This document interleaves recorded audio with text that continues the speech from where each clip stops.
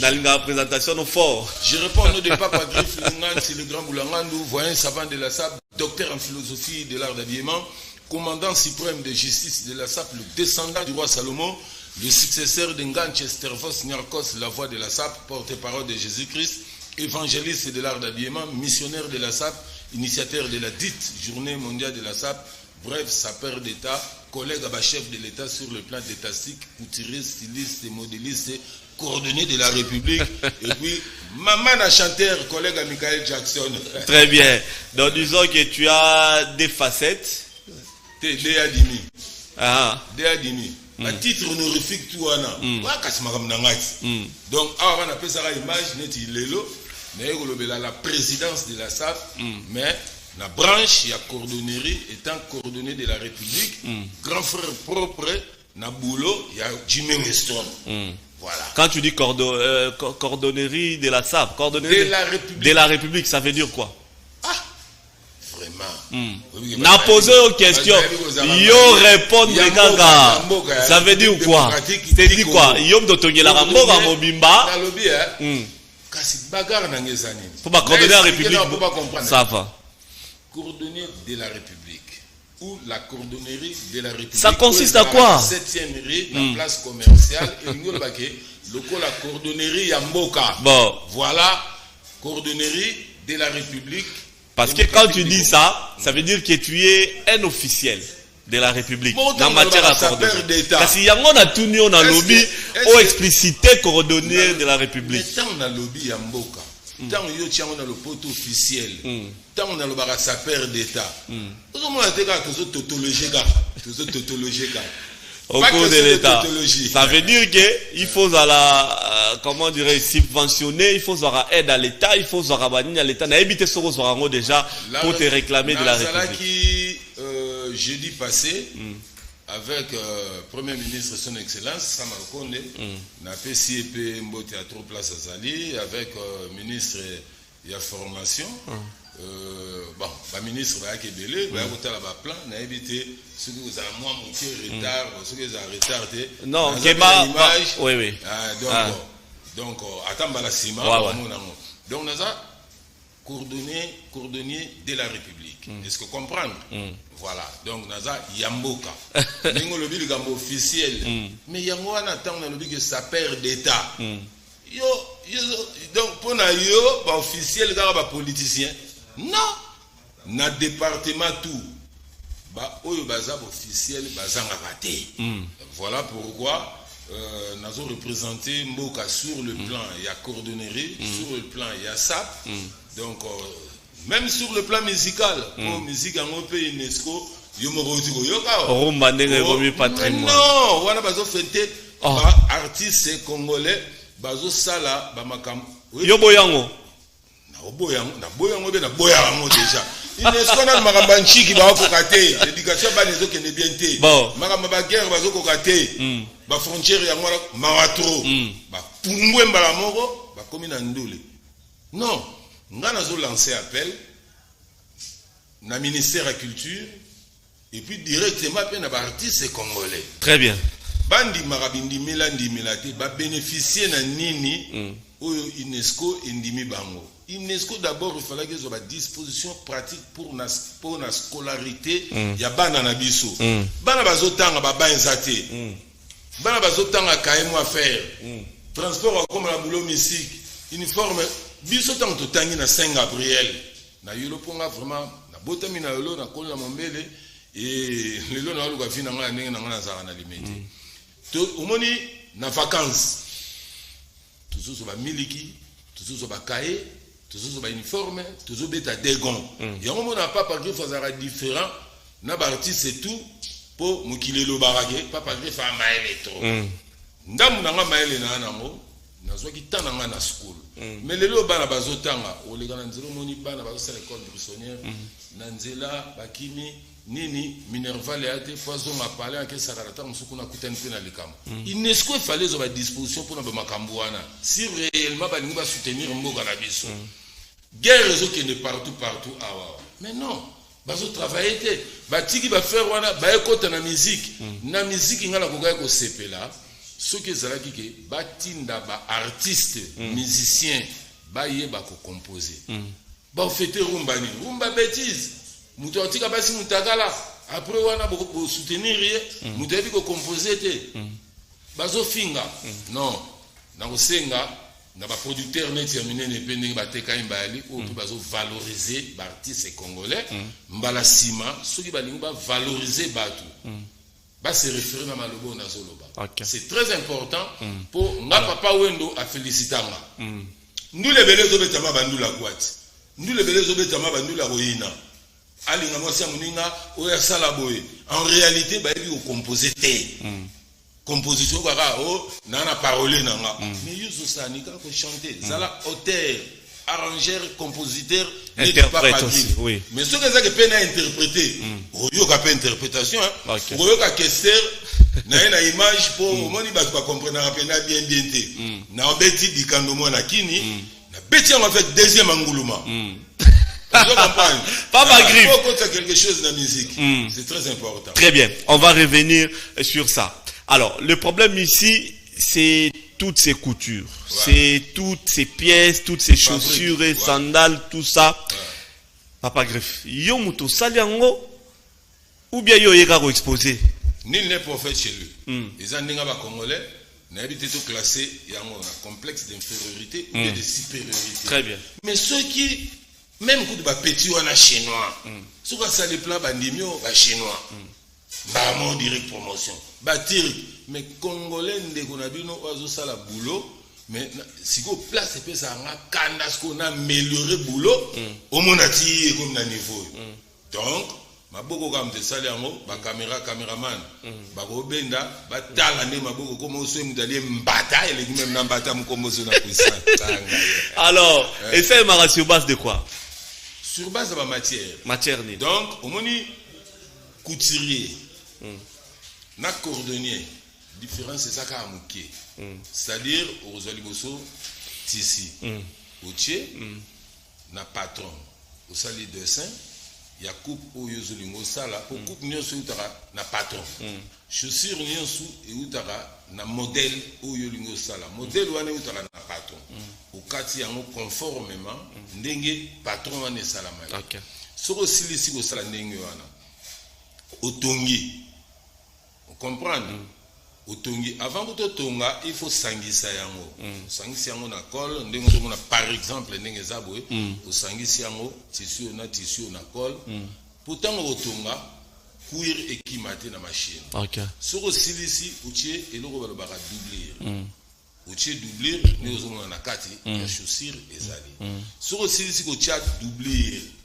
ndesiko utie yango na eloko babengaka forme donc mundela sala mo ba plan moko boye ezala na forme ya lokolo otiango na forme nde olatisi yango na forme wana après forme wana ndeko ya ocha o babengaka tres points ozomona na mopandi ya sapato Papa Griff voilà kasi nazo la technologie si très bien on va minerva là ouais na ba na formara gouvernement peut salaire na INPP mais par contre idéologie na nga INPP a dimi mais bon tout ça nini c'est très bien les prophètes obio tieni ni wana soko tie tres points ne oyoko bakisa semelle OK soko tie semelle soko tie tres points o tie semelle exemple na simawa il faut betailler basete so beti basete wa mike basete wa mike wana après yo sala couture net couture na sala na maboko très bien alors so esprité quand na otolo ozoka et tout ça après nde oya bocha oyo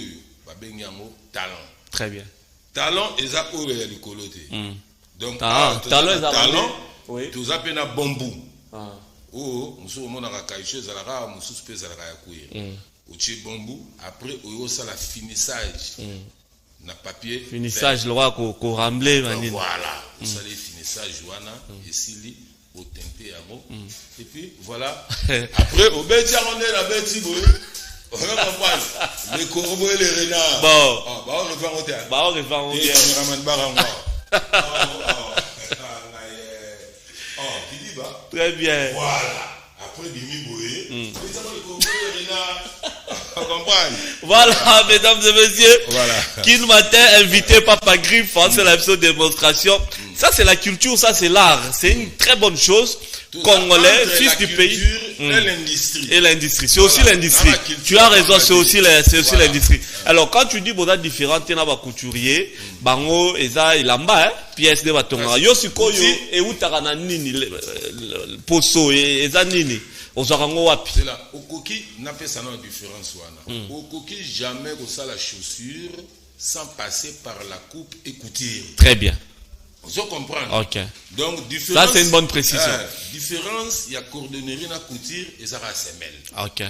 Donc, il faut tout le monde a été couture et les tout et ça couture. Vous comprenez? Ouais, les colos, bah ben un tige. Ceux qui n'ont pas côté na semelle, côté na forme, on appelle ça tige. Okay. Voilà. Donc, pour nous ça la chaussure, ils ont des couturiers qui ont lamba, papier. Asali patron a dessiné. Sikoyo elamba ngo tisi ngo bien pièce ngo ezo dépendre de loko pona moni na ba posanga ndawa. Oui, ba tisi ezebele. Donc ba cuir, ba poso nyama. Nejo zèbre oui. Vous comprenez? Oui. Donc sur otale nejo ours. Donc ceux to awa croco. OK. Donc ceux qui zongi awa ba cuir lisse. Non, au lézard. Vous comprenez? Bon on a simbi. Ouais. On a simbi. Oh, simbi cuir lisse. Cuir lisse. Serge, vous aurez on a simbi. Lisse, il y a le baguette, ils ont la dessinté. Donc ils ont cuir normal. Voilà. Très bien, merci beaucoup. Papa Gui, mais OK, na zamba pour ça va pour ma banyamozi va pour ça. Bon, na ba braconnier nanga. L'entretien na beta na ba italien. Oza ba braconnier na yo. Siko na sayi mabe. Oh, mususu auto loba wa. Nzokwa kufi na zamba na bord moko ya émission moko uta oleka mutakufi na zamba et puis nzoko apolika nengwana ake perte voilà ake perte poso ya nyama ezo permettre na biso même poso ntaba vous comprenez que c'est là on est fils que le papa vous c'est là mon sac mais biso au barren tabac au dameye eh ba pour sobo il a papa griffé aka usarango azela biso tous on a problème ya tannerie yango tous on a moi les solo na OPEC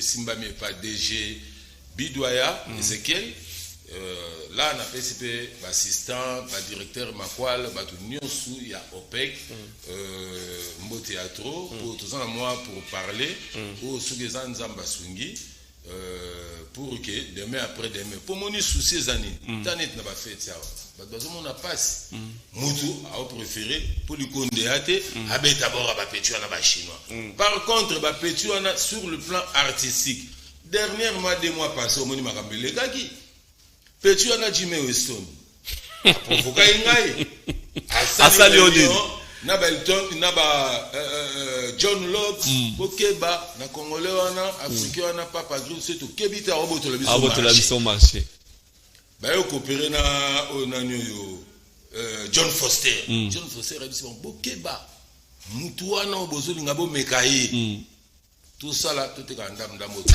ceux qui te continuer à diminuer biso po il y a un avantage ya poso innovation et puis maele bon donc souci ezarake naza envie congolais azola d'abord ya ba chinois ya ba turc complexe pour nayo eza complexe bon eza faute à gouvernement mais faute à mboko na biso pourquoi na lobby au monde à l'époque Mobutu asalaka promotion ya entreprise mo babenga ngo bata tant biso bata oui na commune alimete ba parvenir belé ba baraté commune alimete à l'époque ezalaki o lelo eza INSS très bien voilà pembeni wana entreprise ya bata ezalaki wana na commune alimete Mobutu asalaki nini azwi mundele mo boya munene azalaki munene koleka batu tout na monde achai wana asalaka promotion ya chaussure ndenge mo pele le président Fatina pesi mbote place azali na gouvernement Sama Lokonde ba ministre wana industrie peme batu bakoki ko coopérer pe Nani aleki na ngai alinga ngai mingi awa. Ye pa ko yawa. Sénat. Bazui ba yena yona na 7e rue na Petit Boulevard wana place Maison Ezali. Yepe apemi wana bazo hôtel ba ota ba plan. Yango moni gouvernement azana makambo ebele ou akoyi kosala pour une émergence pe mboka na biso. Biso tout roza ba politicien te. Vous comprendre tout que bino politique, bo sala politique na bino.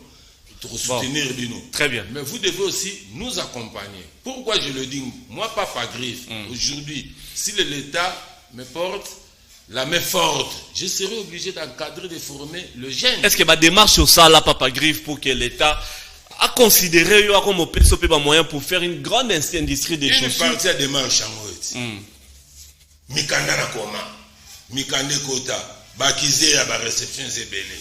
Réaction exacte. Si vous le voyez, nana science té, nana boite. Est-ce que bon, c'est un quoi? Mais na édition le loyo, ba makambembele comme ba pourcentage. Vous comprenez? Le quoi peine à mundelete. Problème al bosser ça mundele. OK. So za mundele porte fungame. Mais so za congolais. Et ça marato. Donc compétence, capacité, esprit à créativité, il y a qu'à former des jeunes, il y a qu'à zongi sabata, mais je n'ai pas assez de moyens. Très bien. Imaginez, na commis na 32 élèves, mais va travailler à tour de rôle. Les loyers au travail. Au moment où nous parlons ici, nous avons la commande de Abatuabilo kwa bonne année, mais na tikina nous pour naia pour ça la démarche oyo, ba kondiamboka, ba comprendre que naza ça va caméraman. Vous filmer. Si bah eux la voir qui tombe. Va comprendre que maramon nazoloba pona sentimati. OK. Nazoloba pona diminuer taux de chômage. Narozo ba petit mususu. Le bango bien papa. Badia kanya marase c'est pas bazo formation. Lobby peut ba comme utile dans la société. Voilà. Donc souci et ça que congolais à la télé va bien, il y a durable. Na faux prix. Très bien. Donc nous devons aller au Munene, pour la ilk, dans ça les là. Nous devons aller au Dimi, nous le mort, dans ça les lots. Si vous avez la manifestation, vous en avez fait, numéro n'engagé 081 90 70 290 081 90 70 290. Mais dans la 7e rue résidentielle, place commerciale. Place question à eza on a tiré le gouvernement à ça peut parler. Vous comprenez? Donc posez un mot. Pour comprendre tout le monde posé. Mais la carte tu signé pourquoi on a signé? N'a tu répondre gouvernement il faut ça la parnaï. Tous la ministre de la culture, tous la ministre de la PME, petite et moyenne entreprise, tous la ministre de l'industrie, tous la ministre de la plan, tous la et pas bien dans Christian Omar Renani fonds de promotion culturelle dit Omar vraiment Moutouya Boé Azo Sala Boé des années à ta soutien Zati. À l'époque, nous y appelé ça en valeur. Premier ministre. Oui. Na ketale na palais na tambo na ville na ba chaussure na lembi. Esprit na ngebebi pour mon kate pe soye ngai. Bagero ya nani? Oh ya premier ministre. Na yewana direct na kute na bambila bakale ngai chance chef de sécurité zaki massa to skula na ye. Ah, c'est mon pas ça va très bien. Tu veux développer à côté. Première allée. Non. Vous travaillez ici, chez qui? Chez le Premier ministre. Est-ce que je peux le voir pour lui remettre un cadeau? Non, il est là. Attends, je vais lui informer. S'il accepte, comme ça, je vais vous faire entrer. Il est parti. Chance, le Premier ministre, à l'époque, il était là dans sa maison. Il cherchait pour sortir, pour se rendre au travail. Bureau. À Tindiye, à Elisanga, non. Papa Griffe, c'est lui-là que je vois à la télévision, mais c'est une très grande star de notre pays. Oui. Moi, je ne peux pas lui recevoir ici dans ma maison, je préfère lui recevoir dans mon cabinet. Très bien. Qu'il vient, comment? C'était un samedi comme ça, il m'a dit de repasser le lundi dans son bureau, à la primature. J'arrive là-bas, il y avait des ministres, des députés, la Banque mondiale, mais il a préféré de me recevoir le premier. Avant tout le monde. Avant tout le monde. Mais il avait compris vite. Même les gars qui boulot, avec un mokoto. Le président. On peut ça qui est pas soi qui. Mais les gars n'écran. Vous comprenez? Azara na souci moroboye. ngana sala industrie mais bato bakoki koexploite mpe mayele wana oyo nga nakende nango epa na ye oyo alingaki asala yango epa na nga bakoloba o ntango mosusu mpona boye makambo na bango bapolitike ekipe ngai te ngai naa kaka homme culturel parce que ma tête tourne autour de la culture. Très bien. Problème nange ezali chef à gouvernement Samba Lukonde tchanga poa na créer entreprise na diminuer le chômage ba tchanga ba petio na ba kulu au travers aussi les ministres de l'industrie PME même économie donc naza mutu moko naza standard ministère ebele donc et puis na kolemba te koloba même na bateau bazana balar ni didi kinwa ni sermo ba perdre Papa Griff, merci beaucoup. Oui. Mais on est belawa. Il faut tigala ba gi pour tout bazar, il faut pas soit ba makoso ba Freddy. Trois containers na 3 containers. Na putali yazwa. Na gi putali. Yo zo mona ngolo la blague, c'est pe bolinga tika en direct. Yo banda opo. Te banda opo tika nango. Régime Akoso. Bon. Guy Poutou pas pona. Freddy pas pona. Na lobby. Mais on tika na saba Roma. Makoso fait les points de chala. Makoso. Tika région yo banda. Bon, on a produit déjà. Yo poni. Bon. Tala, l'accent voilà. Makoso peut repona. Ngana saba fantir. On comprend. Donc, Guy Poutou, na longoli chapeau, na ça va aventure té. Très bien. Au monde ceux qui n'a pas si bien nous. Ceux qui n'ont pas 8 ans, il y a aussi la promotion. Moi je pense que l'autorité Baroyoka. Et puis demain après demain, makaba aucun des frais. Chaussure moi sérieux motonanga. 3 containers, ceux au cabaret qui a dit. Il y a dit. Makaba fait le choix. Guy Poutou. Comme ça. Oh, ya chef de l'État.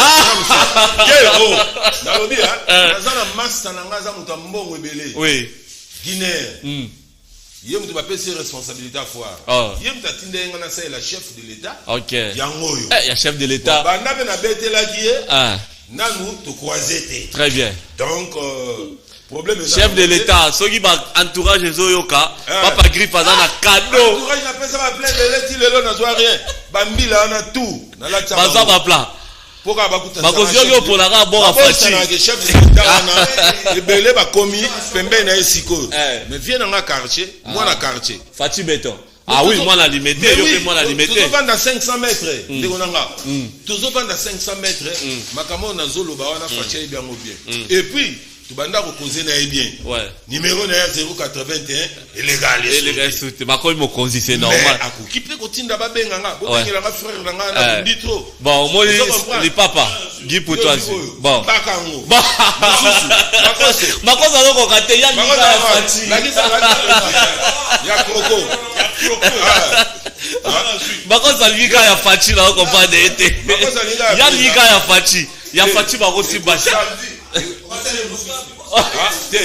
Faut honorer ben d'abord mususu po étranger guinéen alobi salela. Très bien. Vous comprenez comment on a président Samba. Très bien. Président Samba ndé na zolobawa ba service à l'état et bi kombo wana. Voilà. Vous comprenez? Mon Dieu mon roi, ça c'est King Mater. Papa Griff mbanga danger. Nalobi Papa Griff badon danger, le badon danger so mbanga danger. Na mbanga na badon na nyozo ya danger. Ça va jara bateau yo ni marabu tu soka. Jamais. Sola ni makote na yambo. Na yeba de so na dae. No ba journaliste ko sala commission pour damela. Oh biso mo to kundae. Mais problème est là. Très bien. En tout cas, Papa Griff, je suis très content. Bande au bon sur téléphone au Pekuna et ligne Pasuka. Très bien. Papa Griff. Au Ebige, na République, place aux Awana. Na 7e rue. Na 7e rue, na place commerciale. Place commerciale. Na petit boulevard. Bon, on a maman na pano. On appelle artisan souper barafia bazalawana. Donc dès dans abo émergence ça va fuma. Osaka cher ndé na yoki. Na lobby imaginez hommage à King Kessero, ma sabenda na bord.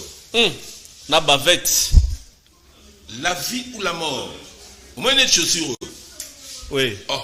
Bon, kitoko. namoni bato baowela basapatu kuna ouais baza calme baozwa hein neti boroyo la vie ou la mort oui nani major major ilonga direct moka direct wana ba client nanga kitoko alors loba oyo la vie ou la mort ou pourquoi d'ailleurs Ozi poso pour se retrouver ou yo dae. OK. Siko tala ba prix na ote gango moko mona mawa. Papa Griffe soit kufi pauvre. Moko e bonga eso. Moko e bonga soute. Pour omoni politicien be mutala azondi mazwa vient que no somba na poto. O futi billet, o koti lika na bango, o sombi mbongo wana batongi na mboka na bango. Mengai mutu naza awa. Okoya na moto, okoya na makolo, sans visa, au sombi boro eko dire mbula na mbula. Très bien. Bani otia momi litoyi, momi a boudé 1 an. Momi a ndimi litoyi, deuxième année, rondo. On comprend, si petit a scoulé, n'a pas redoublé dans la carte, il a vidé l'université sur l'accès. Voilà, et là on a son banque Papa Griffe. Très bien. Merci beaucoup Papa Griffe. Tout cas, dans quelques minutes, il y a un autre consacré à musique, poto bima na concert hein. Oh ya Nzembo ya Dikando. Dikando moi na kini interprété par Papa Griffe, il y a Vienanga King Kesser et Mené ya précisé bien la bête on a deux Anguluma. Deuxième Anguluma. Deuxième fois, il y a un deuxième Anguluma. Oh, ndengu Anguluma ba. Pardon. Oui. Au moins musique. Faut te cotiser ça. Moko se concentrer ne lo moko te onika pe musique. Ma tête tourne autour de la culture. Nga kala nazara grand dessinateur. Na dessiner Mobutu, na dessiner Pape, na dessiner Mbisi, na dessiner tout. Ndo moni ba dessin na kokola et na ba faire. Très bien. Alors, musique. Ba la rage na ngai. Te na nenga fo. Va comprendre que toi, tu Kinois. Tu as appelé intellectuel. Oui. Et donc, toi, Kinois. Tu as appelé intellectuel, ça, je confirme. Voilà. Alors, prochaines années pour la musique, pour toi, aussi, ça a l'image ou la prochaine année, il y a musique. Nazo boulé. Bon, pour les leaders, il y a un bon canabiso. Il y a un leader, hein? Il y a un leader, il y a un super leader. Il faut préciser, il y a des leaders et super leaders. Voilà. Projet nanga umoni na saka maisha so ba yoka nga ndelo ba conflit belé oyo ezati lelo ba komo luka po ba beta na poto bo sangana. Très bien. Siko lokola nga na osango yosité est-ce que ba kokoka ba kokate. Merci beaucoup. Donc ba changer on a fini oui mais ba to ba yoka nanu ba yoka alors to suki ici pesa ba numéro contact na yo nyoso so yipe mo mbote zali po to ala ba feti ba to ba yoka Dikando le reste après ba yoka Dikando. Sinon merci beaucoup d'être venu. Makoso. Nasir au solo libyen. Tokomina Souka. Merci beaucoup à vous. On va se retrouver très très prochainement. Peut-être une émission 100% Star Lesotho au Sala. Et ça, Abisso, vrai bien. Ça ne dérange pas. Très bien. Merci beaucoup. Je veux chuter par souhaiter un joyeux anniversaire à Madame Jetou Toula Koy. Madame Jetou Toula Koy, elle est née un certain 24 décembre d'une certaine année. Madame Jetou Toula Koy, heureux, jovial et joyeux anniversaire à toi que cette nouvelle année et memelo marambo belé na vie na yo, surtout que botama lelo mukolo moko va yeso botama. Madame Jetou Toula Koy, de la part ya Guy Poutou. Joyeux anniversaire à toi. Alors, merci à vous de nous avoir suivis. On se retrouve le lundi avec Issa Salongo. On prend cette image de Papa Griffe avec Serge Makoso.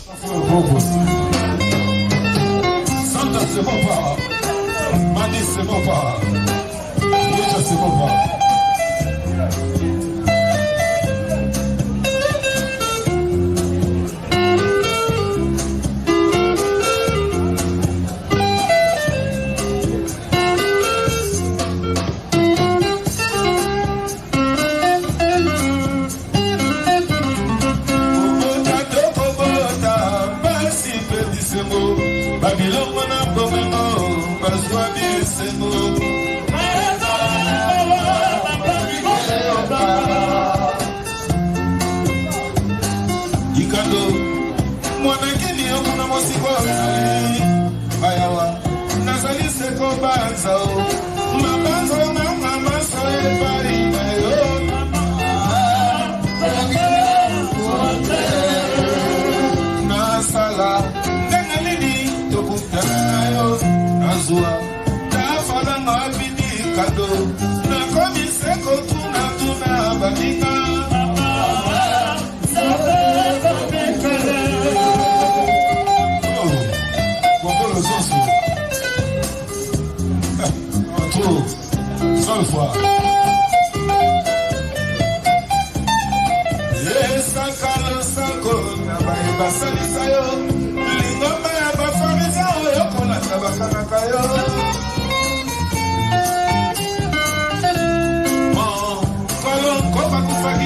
batumaki yo elongoli ya pili basengi bolimbisi yosobi oyo nkombo bakani yo bakumisi pawaye bafiki pamba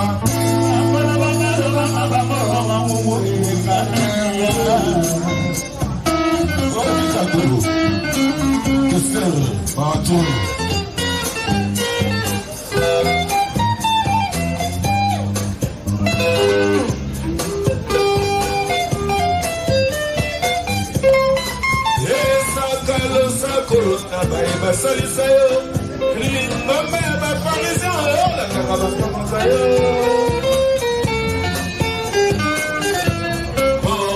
kolonko bakufaki kutu batukaki yo